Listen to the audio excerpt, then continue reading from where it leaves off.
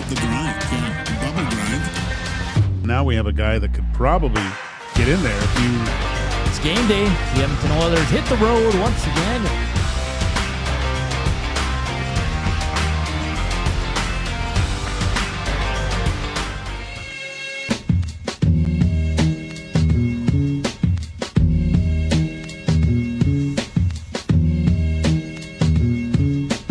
It's 1:03. Happy Monday, Nasties. How are you doing? Welcome to EST Afternoons here on Edmonton Sports Talk. Of course, presented by Play Alberta. Joaquin Gage, Hernan, Salas, Kubusch with you today as we kick off another week. And round two is upon us, my friend. Round two kicks off tomorrow for the Oilers. Tuesday, Thursday, Saturday this week. So it should be another wild second round of NHL action. Man, how about the games over the weekend, man? We'll break it all down. Fun show coming up here today. 140, Drew Mindell. We got to go to Winnipeg after that. That game was wild. People dancing on the streets. There's a guy dressed like a stormtrooper. He had pretty good moves. He was good. So he's from the Illegal Curve Hockey Show. He'll join us at 140. Our good buddy, Tim Hauraney. 240s. He's flying back from Miami. He was at the Grand Prix. We'll talk to him. We don't get to talk a lot of other sports while the Oilers are in the playoffs, Gager, so we'll take advantage today as the Oilers are traveling to Las Vegas. Inside the numbers at 2 o'clock as well. And we'll also have our picks for the second round as we roll along here. Hit us up on the Nasty Chat. Slam that thumbs up. Hit us up on the River Cree inbox.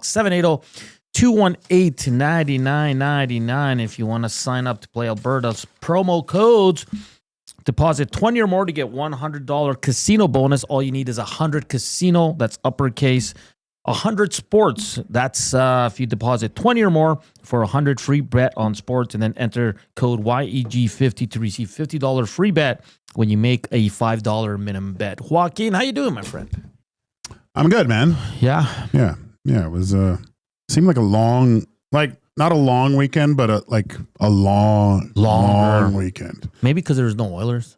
No, it was because first it was Hockey Helps the Homeless. Yeah, for you. So, and then, Thursday night was the Oilers game, and then I was busy with dance competitions all weekend.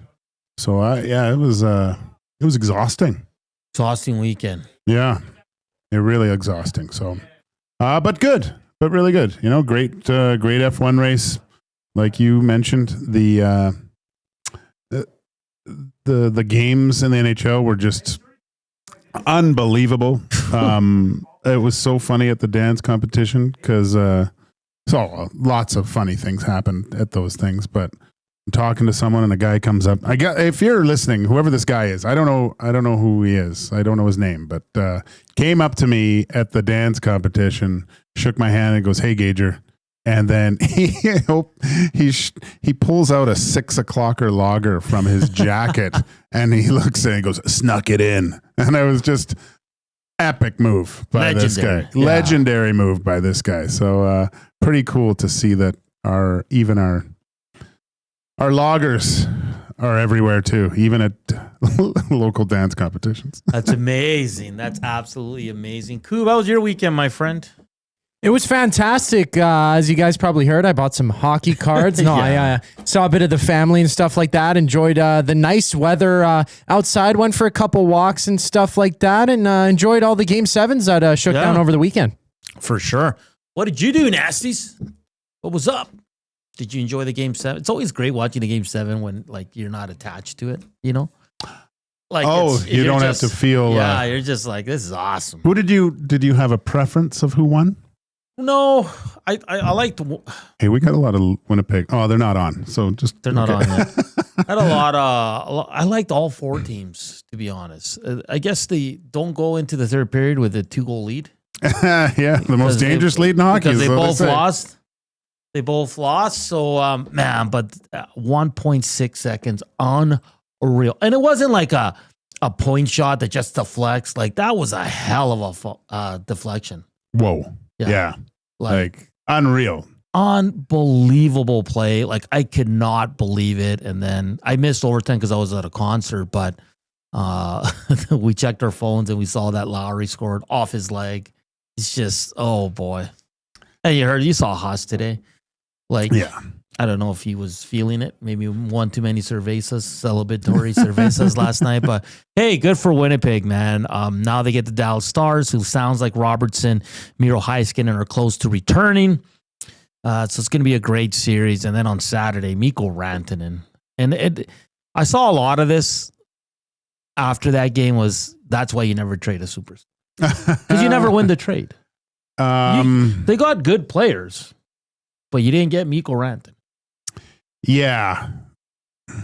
I mean, NHS, not a good playoff series, right? No. Who else did they get in there? They got the kid from Blake. Wasn't it? No, Jury. No, Jury was a little bit earlier. Well, Jury too. But no, who came from Dallas? Who didn't they get him to play? No, that one. Never mind. They got Brock Nelson from the Islanders. Yeah, no, I'm thinking of who went to from Dallas to. Never mind. Okay. To Carolina. No, I mean, yeah, it just to completely bite you in the butt too, because it was probably hard for Mikko Rantanen. I know, whatever, you say what you want, but going to a couple different teams and stuff, from all accounts, it did seem like he I don't know, it just took him time. Took him a lot of time to get back to, and he wanted to stay. Yeah. From what he said right away, it was like, I didn't want to leave Colorado. He's like, I was open to negotiation. It just maybe he had he's got to talk to Koob about his negotiation skills, because you guys got two things in common. I feel like it was one of those things where they jumped the gun, they assumed, and it came back to bite them. But man, that Winnipeg series, like St. Louis is crushed. That's crushing, Gager. Yeah. Crushing. That is crushing. Like 3 minutes to go, they were up 3-1, and it all fell apart. And I shouldn't. Like when they tied it up with 1.6 seconds, I was like, there's no way Winnipeg's losing. No, I went to 2 overtimes, so. Oh, I had visions. I wasn't watching the whole thing. I watched the second overtime, and then it was almost over, and I went to take the dog for a walk, and I thought, they'll go to the third one here, and then I came back, it was done. But Binnington was so good. Yeah, he was playing so well, and you had to do something special to get the puck past him. It was those 2 last goals were unstoppable. Yeah, Hellebuck's revenge for the Four Nations. Yeah, I guess. Yeah. Right. So tonight, Toronto kicks it off with Florida, and I got some interesting picks for the second round. Do you? I'm going to rattle some cages here. I also have I have the same feeling for the Oilers Vegas series. Did I say that correct? Yes. That I did the Oilers Dallas Stars. Oh, do you? What did you say last year? Well, I wasn't here, but I had a good feeling they were going to beat Dallas. Oh, I thought you predicted the exact thing. No. I was like, there's something about this Oilers team this year that they're not losing to Dallas, and they went on and 1-6. I have the same feeling right now. I think it's going to be quick. I don't want to ruin my prediction just yet, but I don't know, man. Do you share that sentiment, or are you kind of no? But I don't know. I think you go through this whole process. A lot of people that I talk to say that they're in the Oilers' corner for sure. They feel that they've just their experience is just going to get them through somehow. They look like they've been there, but it doesn't matter. Like that's what I hear a lot of people saying. It's just, and maybe that's it. Maybe that whole regular season was just I just want to get to the playoffs and start doing this. I don't think that's a recipe for success, but in this case, they went up against a Kings team that when I take a step back and look at that series, I feel that a few things went into that series that helped the Oilers, that the way that the Kings operated. I think they got, when you hear guys talk, you don't get the lows get you too low or the highs get you too high. Yeah. In this series, I think it was a massive case of the highs getting you too high for the Los Angeles Kings. After those first 2 games, they were not even keel. They thought they won the series. My stuff doesn't stink. Yeah. We are good. We're finally going to beat these guys. It wasn't like the Oilers. The Oilers were a little bit they were angry at themselves, but they didn't care. right? They kept pretty even. And even after 2 games at home, the Oilers weren't saying we got this thing now, right? They were right in the pocket. While on the other side of things, the Kings coach is not liking how he's having to answer questions and how all this questioning of the implementation of players, and they unraveled by the end of it. They got rattled. And the interesting thing with the Oilers, though, Joaquin, is that I find that the Oilers are always better when they're down. Down goals, down in the series. Like it's down when they're pumping gas and someone's telling them pick it up. Yeah, like down when underdogs. When all of us jabronis are talking smack about them, right? Like seriously, though, they hear it. You heard Darnell Nurse's comment. None of you guys picked us. Yeah. Right? So they listen, trust me. So but I got a feeling. Ooh. Yeah, I don't know. I mean, we're gonna break this down today. Of course, tomorrow we already have a Vegas, our good buddy, a Vegas guest lined up. Ken Balke from Sin Bin Vegas will join us tomorrow at 1:40 to tee up the Vegas side of things. Because their lineup, Skager, I was looking at what they kind of threw out there against Minnesota. It was a mishmash. They didn't have their traditional top 6 with a solid third line that's two-way and then a bruiser fourth line. Like Kolesar was playing in the top 6 for a few games. It was, we were saying that. I saw that. I thought he was more in the bottom, but they've had to move him up, huh? Yeah, he's a fourth liner. So I mean, their decor is good. The analytics crew says that Pietrangelo is a terrible defenseman. So the Oilers have an upper hand. God! So that's what I saw over the weekend. I mean, sure, if that what the analytics say, but the eye test, he's still a pretty good. No, I'm not sitting here saying he's the best defenseman the Oilers will ever face. No, but I think he's still a pretty solid one. So that's coming from the analytics community. Again, take it with a grain of salt.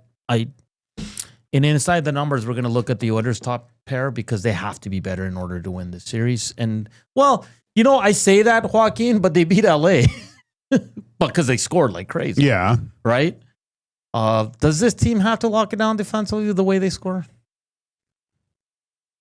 Because they did in outside of one game in round 1. Do they have to lock it down? Like they're never going to be let's just say the Jets because they're the best defensive team in the league. Like as long as they, hold their own in that sense and just score a ton of goals, they can. And even they held the Blues to 4 shots in the first overtime, or whatever. It was pretty low. It has to be a bit better. You can't. I don't think with the guys that they have in Vegas, some guys that have been there and done it all before, I think there has to be a responsibility on the defensive side to try to make them earn everything. It's okay. Is Vegas better than LA for you? Offensively? As a team? Yeah. They are better. Okay. Well, they finished first in the Pacific, right? I think it's their decor that makes them. You're not going to be able to wear down this decor, I don't think. So is it the same as the LA? Because in the LA series, we gave the edge to LA. So would we give the edge to Vegas in net and on the decor? Yeah, definitely. And then the forward group's Oilers. Yeah, it's always going to be Oilers, especially with the added scoring that they got late in that series, right? Do you think Adin Hill's that much better than what the Oilers can present in? It's a good question. Sidney Crosby's been added. No, I have to say yes, right? But no, you know what? I don't. No, I think right now, I'm just going by right now. Yeah. Right now, I would give the edge to the Oilers. Why? Because the guy that's in net for the Edmonton Oilers hasn't lost yet. Yeah. So and he's won games in a manner that he has outdueled a Vezina finalist in net, where when it's come down to the last save, he's made it and the other guy hasn't. So no, I'm going to give the edge to Edmonton in goal, the edge to the Vegas Golden Knights on D just because of personnel and what the Oilers don't have. If you put Matthias Ekholm in there, I'd really have to consider it. Yeah, it's different. It's different. 100%. And then, of course, you can't give them the edge on the forward side. I mean, Vegas, because Connor and Leon. So Aiden Hill in the 6 games in round 1, Gager, an 880 save percentage. So he was not very good. Where's our boy Pix? Pix is at 893. Did you watch a lot of the Vegas? I only saw a few games. See, the games that I watched, Minnesota was just ragdolling them. Yeah. And those seemed like, and I didn't watch the whole games, but maybe a period and a half or something that I focused in on. And it always seemed like, wow, Minnesota's going to win this thing. Yeah. They looked like the dominant team. Yeah. Couple things, and we got to get to a break here quickly, but I know Stuart Skinner was in the starters net yesterday, and people are just reporting it. That's all they're doing. They're not saying he's a starter. The coach wouldn't commit to it, but like for me, Gage, there's no way you're not going to Calvin Pickard for game. No, you don't. There's 0% chance. I mean, I wouldn't say 0. There's always a chance. Sure, but it would be because what's Stuart Skinner's record against the Vegas Golden Knights? He's played them well, hasn't he? But for me, Gager, I throw out the regular season matchups out the window. You know why? Because the Oilers didn't have Frederick or Kane. That's true. And Ekholm probably missed a few, maybe the later games, right? So it's a little bit different, I think, for them. So, well, Skinner lost 2 years ago in the series, right? I know, but so Stuart Skinner's record against the Knights is 5-3-1 in 9 games. His goals against average has a goals against average of 2.76 and a save percentage of .901. So, not bad numbers against that team. No. But I think Pickard was in the starters net today. They rolled out the same lines. That's the Oilers. Kane with RNH Hyman, Draisaitl, McDavid, Perry, Frederick, Henrik Brown, Podkolzin with Jan Markin Arvidsson, Nurse Bouchard, Walman Klimberg, Kulak, Embers. All right, on the other side of the break, we will hear from Leon. We will continue to tee up Oilers Vegas round 2. What say you, Nasties? What are you saying? Are you seeing the Oilers winning this one? And if so, in how many games? If you're not totally confident in Vegas, let us know as well. No judgment here. And the Oilers also making, well, I'm just kidding here, but the LA Kings and Rob Blake have mutually agreed to part ways after they can't get through the Oilers for the 4th time in a row. I think Jim Hiller might be in the hot seat too, because the new GM is going to come in. He might want his own coach. Their whole philosophy needs to change. Yeah. Stop sitting back when you're up. Especially with some of the players they have. It's not like they're slow. It's not like they lack offense. No. Yeah, that's what I mean. Like what is we'll get to break, but it's ridiculous. Keep hitting us up on the nasty chat. Let's slam that thumbs up. Playoff mode, a thumbs up. Our goal is 150 every day, so if we can get there, that'd be great. Hit subscribe as well if you haven't done so. Also, if you want to listen to us later, or you missed an interview, anything like that, or a fun segment, hit us up on Spotify, Apple, wherever you get your podcast. All you have to do is search the show name, any show here on EST, and just hit the follow button. All it does is push your content to the top of your feed. We're back after the break with Leon Draisaitl. More Oilers talk as well, and we'll take a look at the LA Kings and what they do next year after Rob Blake is out in Los Angeles. We're back after the break here on EST Afternoons. Here's Koob, Sports Update.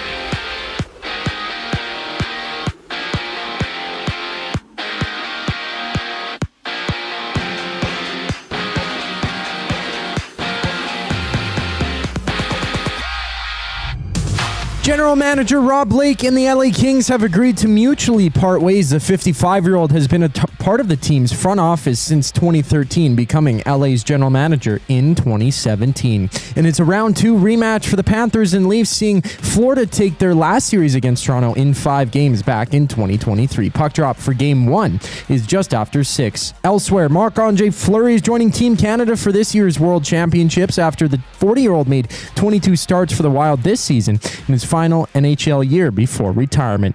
And semifinals action kicks off tonight in basketball with Denver visiting OKC and the Knicks battling the Celtics, both Game 1s. In basketball, Toronto's Max Scherzer and Eric Swanson have been moved to a 60-day injured list. Jays also made another move, signing right-handed pitcher Spencer Turnbull to a 1-year deal. On tap, there's 10 games around the MLB, having the Dodgers and Marlins open up the night. This sports update is brought to you by the Capital Care Foundation. Financial support deeply affects residents at Capital Care, and whether it's a one-time donation or monthly contribution, every penny counts. Find out how you can donate at the Capital Care Foundation.net. We hear from Leon Draisaitl once we get back from break. I'm Zachary Kubusch, and you're up to date.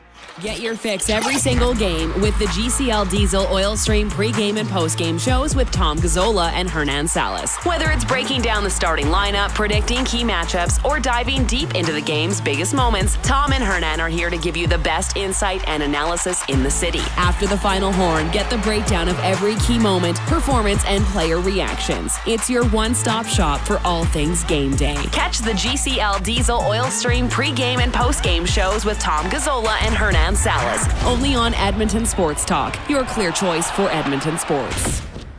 Craving a late night snack? Hit the Banquet for our new late night happy hour. Sunday to Thursday, 9 p.m. till close. Try favorites like sweet and spicy lettuce wraps or our Banquet burger and fries, all at happy hour prices. The Banquet. Get real. Play hard. Time out, Edmonton. The new Play Alberta app has arrived, and it's here to make your gambling experiences more fun, exciting, and secure. Enjoy the convenience of hundreds of casino games, betting live on your favorite sports teams, and access to lotteries all in one place anywhere in Alberta. Enter code YEG50 to receive a $50 free bet when you make a $5 minimum deposit. That's a $50 free bet for new and existing users using code YEG50. Remember, if you gamble, use your game sense. Since 1952, William Huff has been the heartbeat of Edmonton's advertising world. From humble beginnings to a citywide powerhouse, we've been the go-to for signage from print to design and installation. Partnering with Edmonton's top sports franchises and major events, we've helped shape the city's global reputation. Our secret? Unmatched customer service, decades of experience, and a passion for excellence we call the William Huff Advantage. Visit us online at williamhuff.com. Downsizing, upsizing, or staging your home to sell? Sentinel Storage is Edmonton's team for affordable storage solutions. Try 4 weeks free. Details at sentinelstorage.ca. Sentinel Storage, proud partner of the Edmonton Oilers.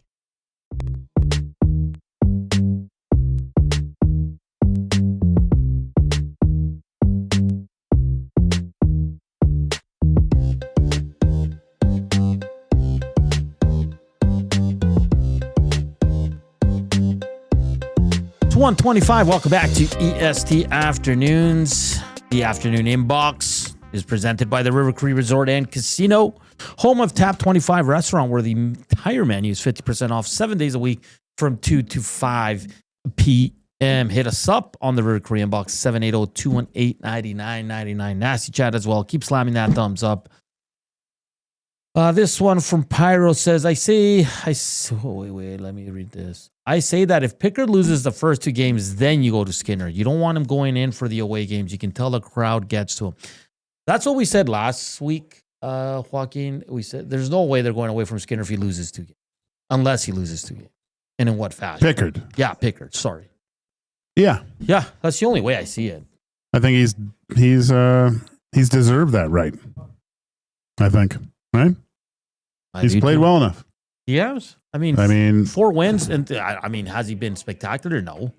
Has he made some big saves? What would change your mind that Skinner starts? Let's just say Pickard starts game 1. Yeah. What would have to happen for Skinner to start game 2? I don't think anything. I think Pickard gets the benefit of the doubt for game 2, and then after that, all bets are off. Okay. Is that fair? So even act of God, he's still. Well, that's different. Get Rex says, not a lot of love for the Oil outside of Edmonton, citing once again the lack of depth. That's interesting. He also goes on to say that depth scored 9 goals in the 2 games, too. John Carlos says, outside of Janmark and Connor Brown, the Oilers don't have a lot of depth. Well, they do, maybe not in terms of points, but, Frederick scored last game. I think he has 2 assists. You got to put Kane in that mix. Kane's in there. Nuge has finally produced a bit. Henrique got a goal in game 6. Perry's been awesome. Frederick scored. right? Like, Well, I don't agree that they don't have the depth. I think they do. Arvidsson's been a menace out there. and how many points did Connor and Leon have the last couple games? Well, in the last game, they combined for 1. Yeah. I think that's. I think that you can qualify that as depth. Just looking at tonight's game, looking at the rosters for the Panthers, that right side is a menace. So on the first line, there's Sam Reinhart. Then you come back with Tkachuk and then Brad Marchand, all on the right side. That's nasty. I just think this is Toronto's year.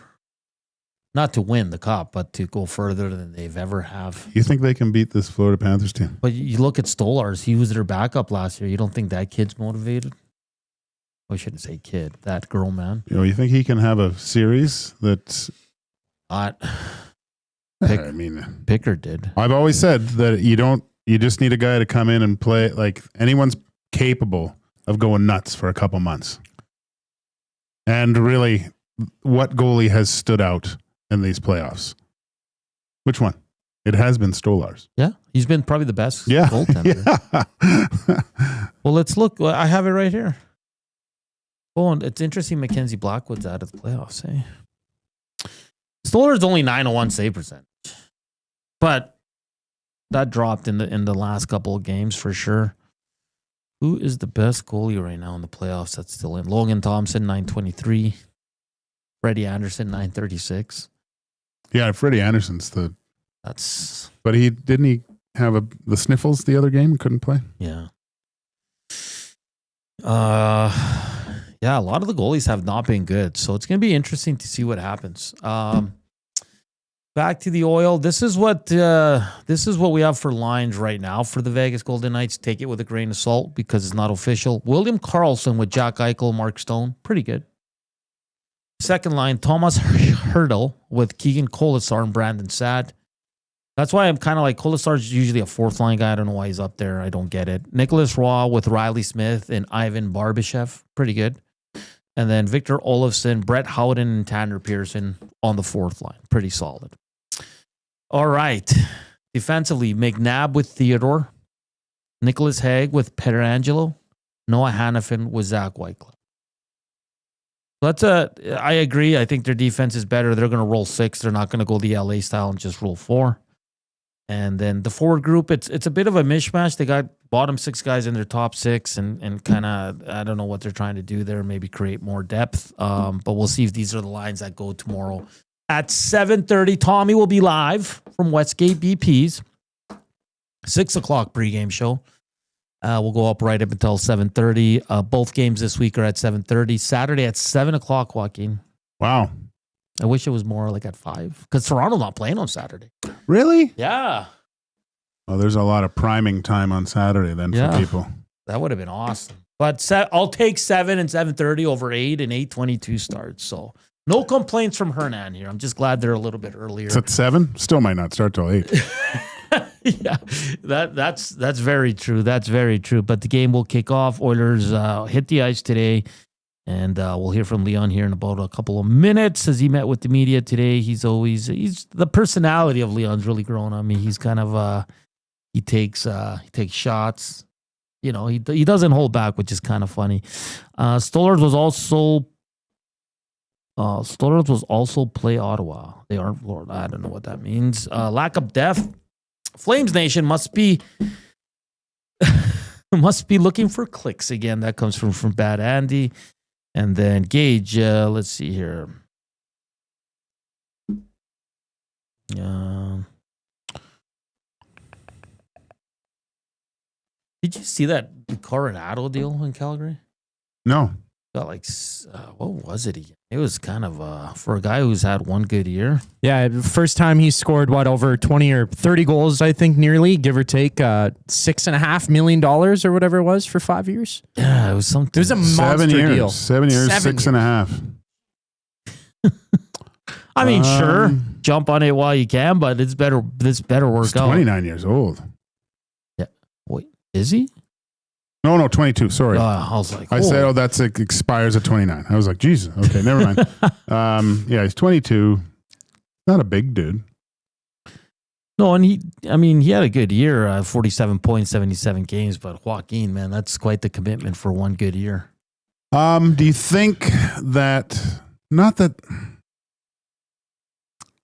locking young talent up for, 6.5, that's not a big deal. Like, he's not even in his prime yet, right? So maybe they're thinking his ceiling's a lot higher than it is. Sometimes that's a mistake, but.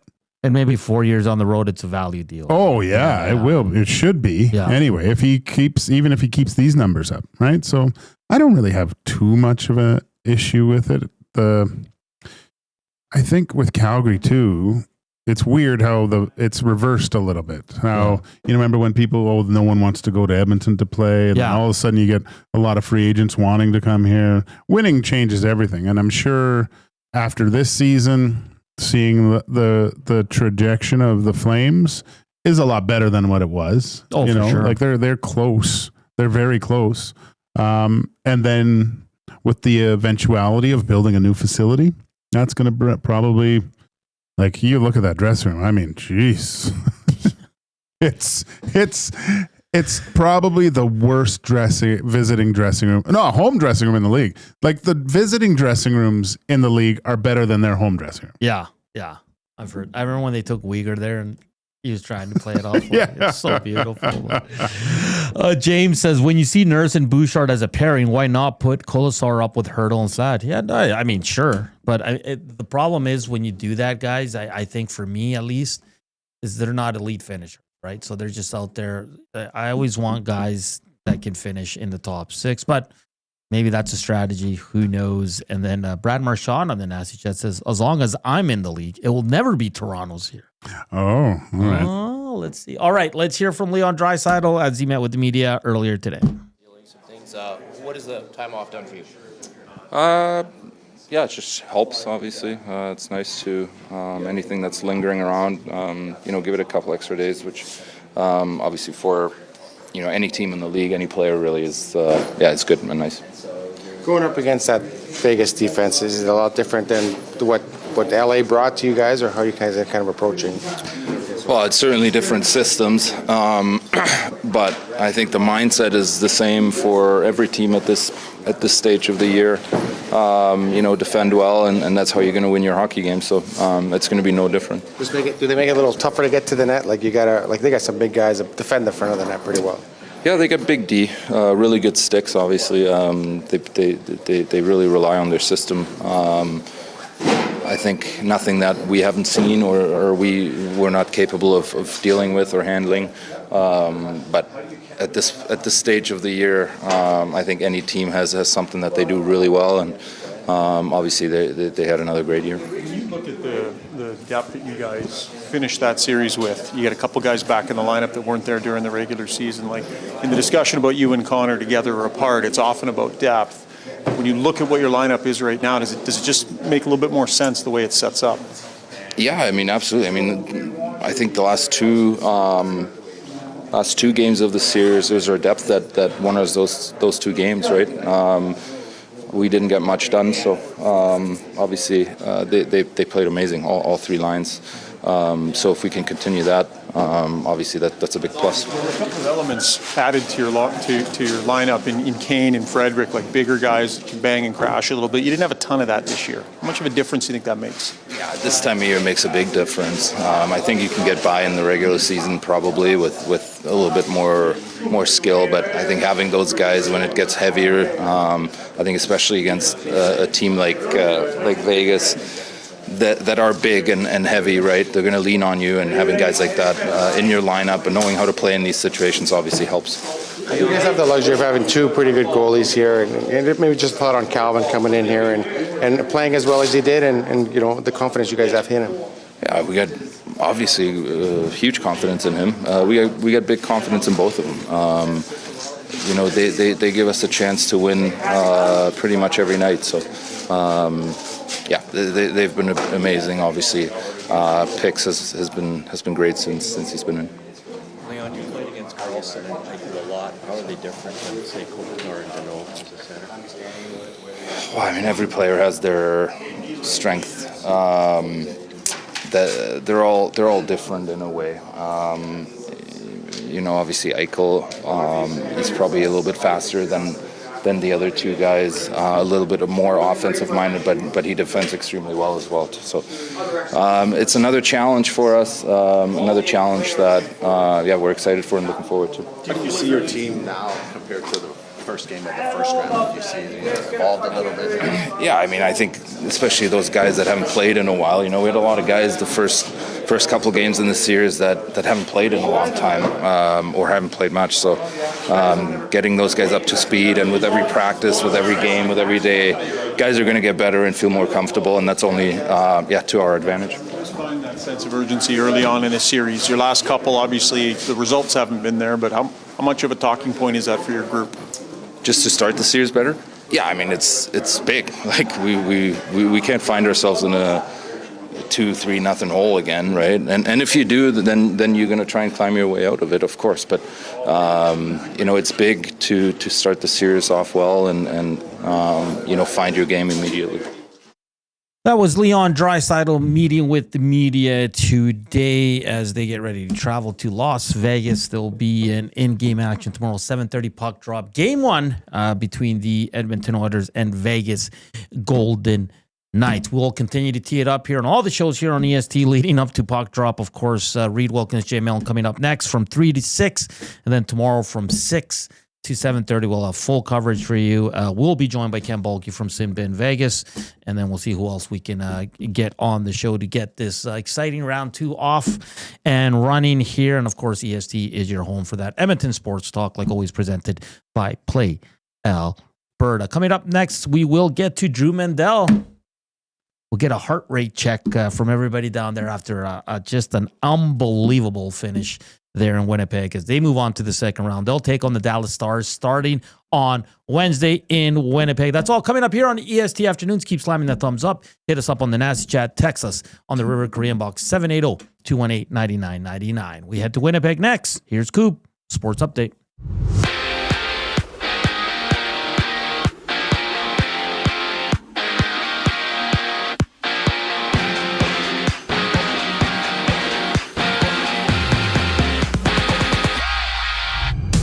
Kings president Luc Robitaille has announced that the team and general manager Rob Blake have mutually agreed to part ways. The Hockey Hall of Famer has been a part of the team's front office since 2013. And Marc-Andre Fleury and Sidney Crosby are reuniting to play on Team Canada at the upcoming World Championships. Fleury agreed to join the team after the Minnesota goaltender was booted by the Knights in round 1 during his final NHL season. Tonight, Toronto hosts Florida for Game 1 of the second round, with the Panthers being the victors the last time these two teams met in the playoffs.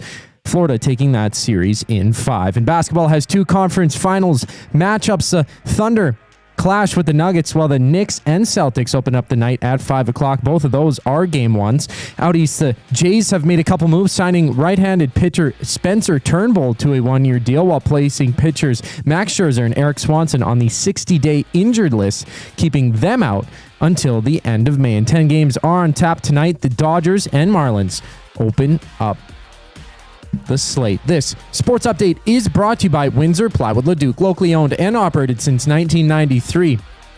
They're more than just plywood. They offer everything from doors and flooring to decking, fencing, and custom millwork. Windsor Plywood Leduc. They're the experts you need to know. We recap Game 7, Blues and Jets, after the break. I'm Zachary Kubusch, keeping you up to date. The EST Hangout. We're going to see Stu Skinner at some point again. Well, for other fans, they hope that's not the case. And I say that because then that means Pickett's faltered. It's not going to be an easy series. 100%, I know. But I'm just saying, like, that's there'd be something like, I hope not. But Pickett wasn't awesome. He wasn't outstanding. He didn't steal them that series. No. He was adequate. I go, he was better than adequate. He made the saves when he needed to. The EST Hangout, presented by Sentinel Storage. Weekday mornings 9 to 11, only on Edmonton Sports Talk. Your clear choice for Edmonton sports. Your home for great performances is the River Cree Resort and Casino. My mother used to let us not lock the doors. She's like, if you're locking the doors inside of the house, it means you're doing something you shouldn't be doing. Yeah, That's why we lock the doors. Host of the Bad Friends and Whiskey Ginger podcast, don't miss Andrew Santino, Freeze Peach, live at the River Cree May 22nd. Michael, what are you doing? We have locks on the outside of the house to keep criminals from coming inside. There's no criminals inside of this house. Yes, there are, Karen. Get your tickets at rivercreeresort.com. Excitement, bet on it. Hey Edmonton, ready to take advantage of lower rates and better pricing? South Fort Chevrolet in Fort Saskatchewan has you covered. From rugged trucks to sleek SUVs. And with over 40 years in business, you can trust that you're getting the best deal on your new ride. As the proud title sponsor of the Nielsen Show, EST listeners can drive a little to save a lot with South Fort Chevrolet's transparent pricing and down-to-earth sales team. Visit us today in Fort Saskatchewan or online at southfortchev.com. Looking for quality building materials and friendly advice? Visit us at Windsor Plywood Leduc, family owned and locally run since 1993. From interior materials for doors, flooring, baseboards, and all the finishing touches to all you need for your outdoor projects like cedar lumber for decks and fences, plus all the plywood you'd need. Our full-time on-staff carpenter can help with anything odd-sized or custom, and from domestic hardwoods to exotic selections, we've got you covered. And if we don't have it, we'll track it down for you. Windsor Plywood Leduc. We're the experts you need to know.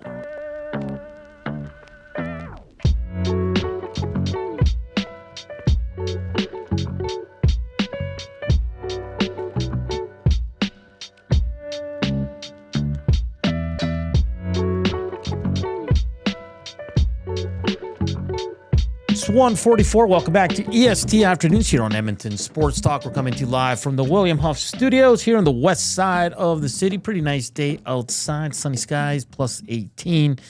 A great day as we're one day away from Oilers Vegas Golden Knights to kick off the second round. But right now we have to go to Winnipeg. Unreal scenes last night. We'll see what happens as we're joined by our good friend Drew Mindell from the Illegal Curve Hockey Show. Drew, I got to start with how's the heart? How's everybody doing down there after what was just an amazing comeback, 1.6 seconds, and then the stress of overtime? Just what were you guys living? Because I heard Huss on with Dusty earlier. He said it was the greatest sports moment of his life. So where are you at?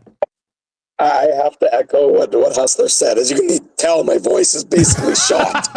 So I apologize in advance for that. It's been a long couple days of broadcasting. But you know, I said it on my program last night that I've had the privilege of going to a great number of of sporting events in my life, and what I witnessed last night, what we witnessed in the city of Winnipeg last night, tops them all. It was an unbelievable experience, from the brink of defeat, the agony of defeat, to the elation of the tying goal, to the winning goal in double overtime. The city of Winnipeg was electric last night. And it's all anybody can say to one another is, what did we just witness? And that truly is the emotion that is being felt in the city of Winnipeg tonight. So, I mean, it was amazing to watch, and just seeing how the fans reacted at the end, the sigh of relief. But as you know, now comes a whole different animal. In my mind, I think that I thought that Winnipeg is the better team, and I want to see the best games possible. I think this next series is going to be something special. But now you see Robertson come back, Heiskanen come back. What do you think a win like this and winning in the fashion can do for the Winnipeg Jets in this next series? They believe. I mean, to do what they did last night without Mark Scheifele, with Josh Morrissey only playing 2.5 minutes of the game, this team has a belief in them, and they've had that belief all season long. But all anybody said in Winnipeg was, yes, but can you do it in the playoffs? And now they've proved to themselves and they proved to everyone else that they can do it in the postseason. Look, if they don't have Scheifele, if they don't have Morrissey, if Hellebuyck is the Hellebuyck that we saw in this series, it's an impossibly high hill to climb against the Dallas Stars. And we don't know the health of Morrissey, and we don't know the health of Scheifele. And obviously Hellebuyck is a question mark as well. But whatever it is, they have an internal belief and they slayed the dragon that has been hanging over them for the last couple of years and all of this year. And they did it in the most dramatic fashion possible last night in coming back to beat St. Louis. So are they going to beat Dallas? I don't know. The health of this team is hugely in question. They were beat up thoroughly throughout this course of the 7 games. I don't think they're getting any healthier anytime soon. And I don't know how many of their regulars are going to be in the lineup. You know, we have Hayden Fleury coming back and playing 30 some odd minutes last night. I said on my show, if Hayden Fleury had played 3 minutes last night, I don't think anybody would have been too surprised. But he comes out of absolutely nowhere. And on that back end with Neil Pionk and Dylan Sandberg and Dylan DeMello to do what they did through the end of almost a double overtime with 5 defensemen means that there's nothing that they don't think that there isn't anything that they can't do. And that might be a triple negative. I'm not entirely certain. But the belief that they have within the dressing room is absolutely ironclad. And that's an exciting spot for them to be in. Drew Mindell from the Illegal Curve Hockey Show joining us here on EST Afternoons. Drew, we'll only keep you on. You're a trooper, man. You join us with losing the voice and all that. Connor Hellebuyck, I mean, outstanding in the regular season, a good at home in the round 1, struggled on the road. What does this win do for Connor Hellebuyck? Like you said, if he's going to show up and kind of be the same guy he was in round 1 with the injuries that they have, it might be tough for Winnipeg. But does this? I mean, he's a veteran guy. I don't know how much he takes away from this, but what do you make of Connor Hellebuyck, and does getting past the first round kind of elevate his play, especially when it comes to playing on the road? You know what I saw in Connor Hellebuyck? Obviously, the first goal, not great. Swimming out of his net, no structure. The team in front of him didn't have structure there. The second goal, not great. Yeah. The third goal, not great. Bad angle on the Radek Faxa goal. You look at it, and he's just leaving. His angles are off, and that's why Faxa had so much space to shoot at. But in the third period and in the overtimes, and I don't know why or what's flipped or anything along those lines, he looked far more like the Connor Hellebuyck of the regular season. Big and boring. That's the key for Connor Hellebuyck. And that's what he looked like over the final, 55 minutes of the regulation and overtime last night. Now, if that translates into the series against Dallas, well, that's terrific for the Winnipeg Jets, because he can, of course, steal you a game, steal you a series. But the Connor Hellebuyck that played against St. Louis can't steal you anything. Yeah. So if he's able to harness his game, and it really looked like something flipped, and there's no guarantee it's going to stay that way, but the way he looked in overtime, I think, gives the Jets fans a lot of confidence that maybe he too is back to the Connor Hellebuyck that we're used to. Time will tell. Wednesday night will be here before we know it. But, he certainly looked better at the end of the game last night than almost at any point in time during the series. Yeah, that's a really good sign. Drew, we'll let you go. We really appreciate you joining us. I know it was a late night for you guys on the post game and probably celebrating there. And I know you got to rest that voice for Wednesday because you guys do pre and post as well. Drew, where can people find your stuff? Sorry, I think you cut out. Can you hear me? Sorry. Yeah, Drew, where can people find your work? Yeah. The show's coming up and all that. Yes. Of course, thank you. So our website is illegalcurve.com, and our YouTube channel is also Illegal Curve Hockey. We broadcast after every Winnipeg Jets game. We broadcast a pregame show as well, and we broadcast every Saturday morning. So just Google Illegal Curve Hockey, and you'll definitely be able to find us very, very easily. It's a great show. I always tune in for post games. Drew, thank you. Get some rest, and all the best come Wednesday, and I'm sure we'll chat soon. Thanks, guys. Anytime. Good luck between the Oilers and the Golden Knights as well. Thank you. That's Drew Mindell from the Illegal Curve Hockey Show. Man, That's hilarious. You can feel the... gosh. the happiness that was there in the Peg yesterday. Such a great city. Diehards out there as well. There's a video circulating and everybody's dancing at the party. And there's a guy dressed like a stormtrooper and he has really good moves and he's just so a character.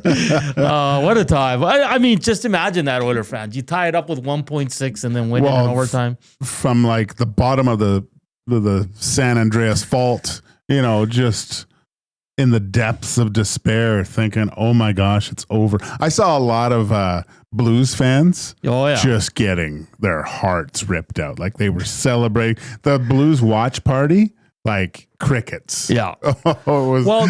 They get down early, 2-0. They lose Morrissey after, I think, his first or second shift. You're going into the third. You're down 3-1. You're down 3-1 with 3 minutes left in the game, Joaquin. Like, unreal. That's why I think when stuff like this happens in sports, there's always something special about them, and they might make a run here. Hey, let's see what they can do against Dallas. And like you said, there's no updates on Scheifele and Morris. You're probably not going to get any during the playoffs. If they're not back, is it tough? Curtains. I still think they're okay up front because they got Velarde and Ehlers back. Yeah. I mean, you're still going to miss Mark Scheifele. He's your number one center. I think the Morrissey loss is the big one. Yeah. That he's a Norris caliber defenseman. Yeah, he's fantastic. But saying the same thing, you know, here in Edmonton, Ekholm, the loss of Ekholm, I thought was too big a hole to get out of. And the Oilers seemed to do it, right? So a little bit of a different beast in Dallas. It says Robertson's still out, right? So, but Heiskanen's day to day. Yeah, he says they're both close, but he's going to say that anyway. Yeah, what the hell does that mean? Who knows? I guess we'll have to wait till Wednesday, but good for the Jets, man. 3 Canadian teams, I think, for the first time since 2004. Yeah, Koob was saying since 20 years. For 20 years. That's awesome. That is great. Chances are better. Good stuff. Good stuff. What a trooper, though. I did because when I reached out to him, he said yes right away. I didn't know he lost his voice. What a trooper! What a trooper! Get that man some tequila, some Vicks. Yeah, no doubt. Yeah, that's because I know they were live yesterday doing their post game show. I want to say that maybe they were in the arena or just outside of it, so they were probably yelling and like. Oh it's yeah. Just so unreal. They do a really good pre and post game show, guys. Make sure to check it out. That's Illegal Curve. Just Google it and it'll send you right to them. They're very passionate and their chat is just as funny as ours when they lose. It is hilarious. And the amount of people asking for Hellebuck to get pulled yesterday after the second goal, I was like, they're not going to pull him. No, not in a game 7. Come on. Yeah, Matt Hyman. I missed Drew. How was he? He was great, but his voice, he lost his voice, Matt. He's a trooper, though. Just like all Winnipeggers. They're all troopers out there. And congratulations to Matt Hyman, Phyllis, and I think it's Charlie, all the Winnipeggers that join us on a regular basis and hit the thumbs up and give us the views. That's awesome. Happy for the Winnipeggers. That's absolutely fantastic. Now you get 2 days to kind of relax after that wild game last night. And you can get ready for round 2 against a very good Dallas Stars team. But hey, Winnipeg's the best. Winnipeg finished first. Yeah. No, and just avoiding the old President's Trophy curse too. Yeah. Right? Oh, that's what I was thinking yesterday. I was like, it strikes again. Portions of this hour brought to you by the Canadian Brew House. Make your birthday legendary at the Canadian Brew House. Epic food, killer drinks, and a vibe you can't beat. Plus, get free nachos with their app. Book your party now. The Canadian Brew House. Our house is your house. All right, hour 2 here on EST Afternoons. We will get to Inside the Numbers for Play Alberta. We'll have our second round series selections. And Tim Hauraney at 2:40 as he's flying currently to back home from the Miami Grand Prix. We'll have a good chat with our good buddy, Tim Hauraney. Always love having him on. Slam that thumbs up. We've kind of stalled. We're only at, 71. We want to get to 150. We got an hour to go. Also, Edmonton Elks kick off rookie camp on Wednesday. That will go for 3 days. Then they'll probably cut it down Saturday, plus vets report for medicals. And then main camp opens on Sunday. Hernan will be there. Oh, I will be. So exciting times in the world of sports as we got playoffs, NBA playoffs, MLB, we got F1, we have CFL kicking off, so it's going to be great. The weather's getting better, so good times here in the City of Champions. And, of course, a reminder for tomorrow, Book your tables now. Get in there quick. It's a small it's not a small spot, but tables fill up quickly. So Tom Gazzola will be live on location for the GCL Diesel Oil Stream pregame show tomorrow at BP Westgate. So try to get in there, get your tables, and should be a good time for game one. All right, we're back after the break here on EST Afternoons on Edmonton Sports Talk. Get your fix every single game with the GCL Diesel Oil Stream pregame and postgame shows with Tom Gazzola and Hernan Salas. Whether it's breaking down the starting lineup, predicting key matchups, or diving deep into the game's biggest moments, Tom and Hernan are here to give you the best insight and analysis in the city. After the final horn, get the breakdown of every key moment, performance, and player reactions. It's your one-stop shop for all things game day. Catch the GCL Diesel Oil Stream pregame and postgame shows with Tom Gazzola and Hernan Salas. Only on Edmonton Sports Talk, your clear choice for Edmonton sports. Friday and Saturday, May 9th and 10th, it's the Can-Am Sprint Car Challenge at RAD Torque Raceway. Alberta's best sprint car drivers face off against the American Rocky Mountain Sprint Cars in a methanol-burning, dirt-slinging border battle. Also in action are the modifieds, late models, mini stocks, and hobby stocks, making it a full weekend of family fun racing. The Can-Am Sprint Car Challenge at RAD Torque Raceway, just west of Highway 2 on Highway 19 at Edmonton International Airport. Get your tickets and info at radraceway.com. You've heard the name, but what does it mean? For over 66 years, William Huff Advertising has supplied signage from screen printing to digital to LED with design, production, and install in-house. It's a one-stop shop for all your signage needs. Edmonton owned and operated, William Huff has been trusted by the biggest companies and teams in the City of Champions and many others across the country to do the job. If you're looking for a way to get the word out about your company or event, they are the answer. Go to www.williamhuff.com. Their results speak for themselves. Celebrate your birthday at the Banquet Bar. Enjoy great drinks, amazing vibes, and unforgettable memories. Download the Banquet app and get a free pizza pie on your birthday. Book your party today at thebanquetbar.com.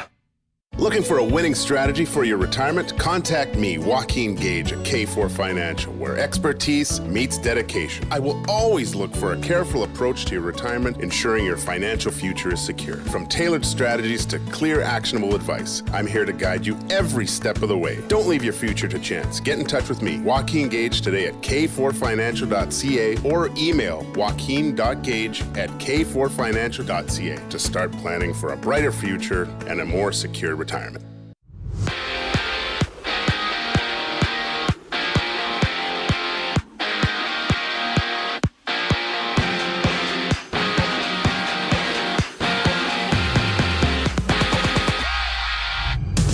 NHL playoff action has Toronto and Florida clashing in the postseason for the second time ever. The Leafs falling in 5 games in their last matchup back in 2023. That one goes just after 6. And from LA, the Kings and general manager Rob Blake have mutually agreed to part ways after Blake served as the team's vice president and general manager for the past 8 seasons. Meanwhile, Team Canada is bolstering its lineup at this year's World Championship with Marc-Andre Fleury now joining the squad. He'll reunite with his former teammate Sidney Crosby.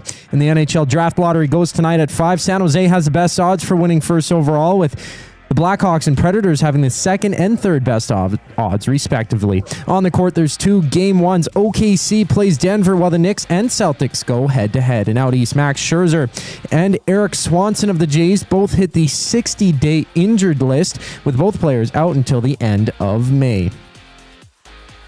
Meanwhile, the schedule sees 10 games, including the Braves and Reds going at it. The Angels and Jays start a 3-game series tomorrow. I'm Zachary Kubusch. That was your sports update. The second hour of EST Afternoon starts right now.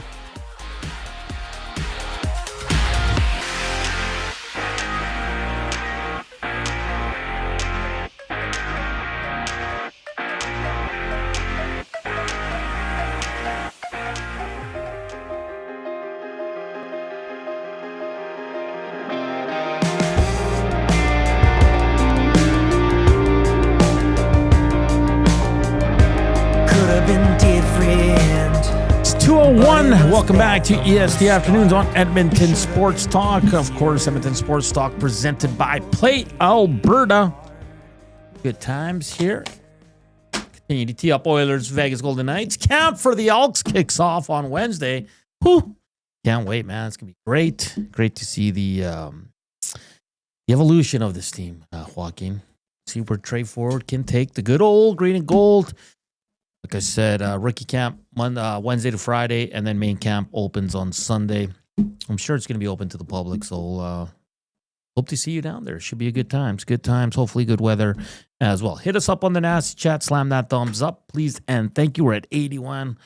We got a ways to go to 150. Hit us up on the River Cree inbox, 780-218-9999. And what else do I have to throw up here, Joaquin? Oh, Tim Hauraney, 240. Sorry, I'm rattled by getting berated by Maddie. Maddie? Yeah. Maddie. Okay, Maddie, so bring up what you guys are discussing. Oh, Maddie thinks everyone that golf should have a rangefinder. And I mean, I don't think everyone should. Okay. I think it's a waste of money, really. Unless you are, I would say your handicap, anything, I mean, even I'd say 10 is the cutoff. But if you're consistently 10 and under par or over par, maybe a rangefinder is in your future or in your wheelhouse, because then you're getting close and it might help you. But if you're handicap, and I'm thinking maybe even 5 over par is the cutoff, but it just doesn't make any sense, because if you're shooting into the 90s and stuff, it's not going to make that much of a difference because you suck anyways. Like, just pace it out. You should be able to eyeball it at that point and do it. Maybe if you're only going to, and even then, even if you're going to the same course over and over again, then you actually know, okay, from here I'm this distance, from there I'm that distance. So yeah, it's just, to me, I don't know. I think it's a waste of money unless you're really good and you have your clubs really zeroed in to, within like 5 to 8 yards or 8. That's what you use it for, but not Maddie out there. I mean, he's like 220 out there with this little laser thing looking at some and then duffs it 5 yards. Like, come on. So you're, what's it called again? A rangefinder. Okay. So you're anti-rangefinder. Anti-rangefinder. Okay. Let us know, Nasties. Are you with Team Gage or Team Iwanek? You could just guess. Like, they tell you how long it should be. Like, if you're on a par 3 or something, if it says, I don't know, 300 yards, it'll tell you right from, but where you're sometimes hitting. it's not complete. Like, it'll tell you from, that's usually well marked, right? The rangefinder kind of zeroes in on it, but still. Cheating. Par 3, it's just, unless you're really good, you don't need one. Yeah, like me. Yeah, you don't need one. Exactly. Yeah. I'll never use one, probably. Maybe you can find one at a garage sale. Yeah, $40? No, you'd probably pay like $1,000 for it, though. Matt at the Garrison, you could also use it to hunt moose. Bronco Nick says, I'd rather have a green reading book than a rangefinder. The 150 marker is the only marker you need off the green. Yes, Bronco Nick. Like, that's all you need. There's the 150. And you can judge from there. It's usually, most people around 150, 7 iron. Maybe if you're swinging hard, an 8 iron. But, you adjust your swing to, it's useless. It's absolutely useless. I absolutely have zero knowledge of what you guys are talking about, but I'm going to side with my guy Joaquin here. Vano. Rangefinder will only tell me how far away the pond is that I'm going to hit my ball into. Yeah, like, that's what I mean. If you're good, but let me ask everyone this: every golfer in there, what's the cutoff? If you're a 5 handicap, I'd say it's more around there. That's when you should maybe invest in a rangefinder. Anything over 5, okay, maybe. Anything 10, no. Unless you're 10 and under, you just walk past that. Okay, fair enough. Man, that's a great. I'm gonna use that topic for Red Light District. Oh shoot! But Maddie came in here and he said, "Yeah, I was doing a good job and Koob was doing a good job, but Joaquin wasn't because of their disagreement earlier." But YouTube Trev was on your side. Yeah. YouTube Trev and YouTube. I don't know. Is YouTube Trev a regular golfer? I think he goes out there a bit. Yeah, he goes to the range and stuff. Ball golf and disc golf, guys. Yeah. He's a double golfer. He's no Koob. No. Hey, Koob, how was the golf show yesterday? First one for you boys? Yeah, it was fantastic, man. It's good to kick things off for the next 20 weeks every Sunday here on Edmonton Sports Talk, 8 a.m. to 10 a.m. The best golf talk in Edmonton, Murray McCourt and Curtis Stock. 7th season now of the VIP Golf Show, but I'm producing it. I did it last year as well, and I'm doing it again. We had Cam Martins on, who is... my golf teacher. So Murray got me in touch with him, and he's been teaching me the ropes, giving me some exercises to work on my game. So it went very well. I like how you asked me a very simple question, but I keep on going. But if you guys haven't catched it,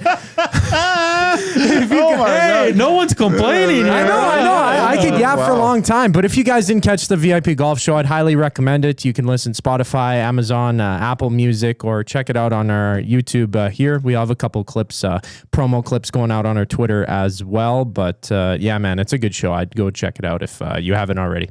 Perfect. Great stuff. Check it out with Murray McCourt, Curtis Stock, and Zach Kubusch every Saturday, 8 to 10 here on Sundays, EST. Norm in a combine. I find using a rangefinder or GPS app on my phone or watch actually hinders me. Too worried about hitting the distance than on a good swing. Good point, right? Golf's a game about feel, too. It's just like any sport. Like some days you're just on, eh? Oh, yeah. But with golf, it's funny because I guarantee if it's just going horribly wrong and it's awful and you're just like, why am I even doing this? Then you start thinking, I just wasted all this money and I'm half in the bag and this is awful. And then you get on 18 and you like stroke a drive. Yeah. It's just pure right down the pipe and you knock it stiff and you probably have a putt for birdie. And then you just leave with a feeling of accomplishment and you can't wait to get back. I would like a long putt or a great shot into a green, a good drive. I equate it to like, you go fishing a lot? No, I fish, but I haven't gone. Catching a fish, it's the best feeling in the world. I never caught one, so I don't know, but I heard it's great. It's fat. Like those two feelings are two of the best, like kind of sporting feelings without exerting too much energy on the planet. They're awesome. That's great. This wasn't inside the numbers, by the way. We just had to talk because Maddie came in here to chirp Joaquin during the break. But Inside the Numbers is brought to you by Play Alberta. Experience all the excitement of the casino in the palm of your hand. Download the Play Alberta app today and deposit $20 using the EST exclusive promo code 100casino for a $100 casino bonus. Okay, Joaquin. Yes. The Oilers won 4 straight. 6 games, they move on to Vegas. I think everybody can agree Vegas can be a bit tougher test than LA, right? Yes. Okay. The pairing of Nurse and Bouchard is the Oilers' top pairing right now, correct? Okay. No, but like, on paper. I know what you're saying. Okay. They have to be better in this series. Okay, I'm going to give you some numbers. The LA Kings scored 24 goals on the Oilers in 6 games. Okay. On all strengths, so like the whole game, doesn't matter what situation it is, Bouchard was on the ice for 14, Nurse was on for 50. Okay, and this isn't Kevin Bieksa in the Stanley Cup Finals saying, yeah, Nurse has been on for the most goals in the history of the, but he hasn't been at fault for any. They've been at fault for a lot in the series against LA, right? Not all the goals were their fault, but I think we can think of the 2 rims that Nurse did blindly that led to goals. The first goal Byfield scored in Game 6, Bouchard and Nurse played that horribly. I mean, Bouchard alone with the giveaways in the first 2 games that led to goals. So we're not saying because he was on the ice for 15 goals against, all 15 goals are their fault. All I'm saying is reading you numbers, okay? So 24 goals, Nurse was on for 15 of those. Bouchard was on for 14, okay? At even strength, Bouchard was on for 13 goals against, Nurse was on for 7. 5-on-5. Bouchard was on for 11. Nurse was on for 9. And on the PK, I think that's flipped. Nurse was on for 5. Bouchard for 1. Okay? So this duo, Joaquin, the moral of the Inside the Numbers on these 2 guys is they have to get better. You know why? Because for Bouchard, it's a little bit different. Because Bouchard, Yeah, he was on for 14 goals against in this series out of 24, but he was also on for 15. He kind of balanced. That's why he's so damn frustrating. Yeah. Because he'll give you 2 turnovers that lead to goals, but then he'll score 2 goals to tie the damn game. Where Nurse was only on for 7 goals for. So that's why I look to Darnell Nurse. And listen, Darnell Nurse was excellent in the regular season. Excellent.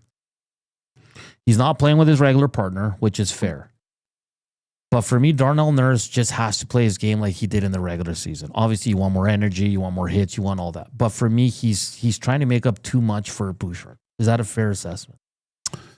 And it's not Bouchard's fault either. I don't know if he's trying to make up for Bouchard. I just think not make up for Bouchard, but he's trying to do too much. Again, right? I think he's in a good way, though. I just think they're at the playoffs now, and he wants to pick up his game, get to another level. But that comes from just play. Like, his game was kind of vanilla all year. Yeah. And that's a good thing. Wasn't getting into that no man's land, making quick decisions with it, just playing physical, not trying to do too much. Yeah. That's when his game excels, I think, when he's not trying to do everything in the zone. I don't think it's trying to make up for things that Bouchard is trying to do or not. It just seems like those guys, they don't read well enough off each other. Yeah. When he's with Kulak, they seem to have a little bit more, communication. I don't know, or they go to spots to help out the other person a little bit more. Like, they read off each other way better. Sometimes we're very hard on Bouchard, where he looks like the controller got unplugged for a second, Yeah. and then you plug it back in and he's good to go. I think that sometimes throws Darnell off a little bit. Kulak, you watch him, he's proactive with everything. Like, he's laser focused in the defensive zone, and providing an out for his partner all the time. That's a good point, because with it just seems like they're off. Like, they lack maybe some communication, because Darnell sometimes is rimming it blindly when he has time. Like, it's just not covering for each other. Like, that first Byfield goal, like, Bouchard gets beat horribly, and then Nurse tries to help him when he shouldn't. Like, he should stay in the middle. Right. So then it's just so many errors. And I just think that's why I look at Darnell Nurse in this series more than Bouchard, because Bouchard kind of makes up for it with his offense. He does. Like, he's like that one game 4, he was terrible for 40 minutes and then ties the game with 2 brilliant plays. Right. So that's why I think Bouchard kind of, it kind of weighs each other out, where Nurse, like, you can't be on the ice for 15 out of 24 goals. No. And I know some of those are PK, but you were mad at him on a PK because he's on his stomach, right? So it's just simplify your game, because he is far too important to be being scored on that much, and he's not on the ice for too many goals for. Well, the PKs changed a little bit. Like, they made an adjustment. I don't know which game it was, but they weren't as passive. No, they're anymore. more aggressive. Way more. And that suits Darnell's game way better. To be way more aggressive and just not have to sit back and read the situation. Just go, right? Because I look back to last year's playoff run, and the Oilers made it to Game 7 with Darnell Nurse playing not very good in the playoffs, right? But now this is what's concerning, Joaquin. This is now 5 playoff series where Darnell Nurse is on the ice for way too many goals for against. Yeah. Well, it's not going to get any easier. No, and in fairness, he has the toughest matchups. He plays either the first line or the second line, right? It's tough, and I'm not saying it's easy. And last year it was Ekholm and Bouchard taking on a lot of it.